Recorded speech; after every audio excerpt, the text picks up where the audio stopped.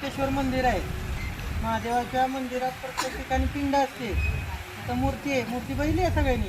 आणि पिंड आहे, पिंडीवर जे साळुंका वर शिवलिंग म्हणतो आपण त्याला, त्याच्याऐवजी मूर्ती आहे. त्या गावात भीम आणि बकासुराचं युद्ध झालेलं आहे. बकासूर राक्षस माहीत आहे का? ते युद्ध या गावात झालेलं आहे. त्या बकासूरला जेवण देण्याची वेळ आली त्या गावावरती. एक गाडी आणणं, एक माणूस, ती वेळ कळली म्हणून वेळापुराचं नाव पडलेलं आहे. आणि मंदिराच्या चौकटीवरती गजलक्ष्मी आहे. प्रत्येक मंदिराच्या वरती गणपती असतो, इथं गजलक्ष्मी आहे.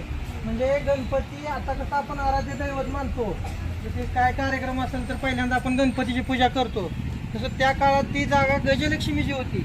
त्या काळातलं हे मंदिर आहे. 5 पांडव इथे येऊन गेलेले आहेत, म्हणजे पांडवकालीन मंदिर आहे.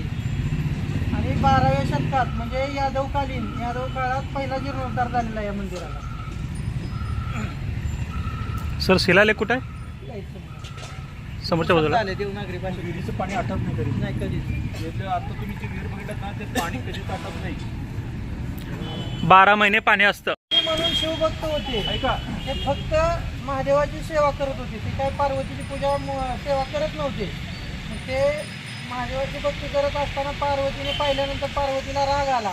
मग पार्वतीला राग आल्यानंतर पार्वतीने श्राप दिला की शरीरात मांस राहणार नाही, म्हणून ते हाडांचा सापळा झालेले. ते मूर्तीच्या तिथं खाली पायात उभा आहे, भृगु ऋषी.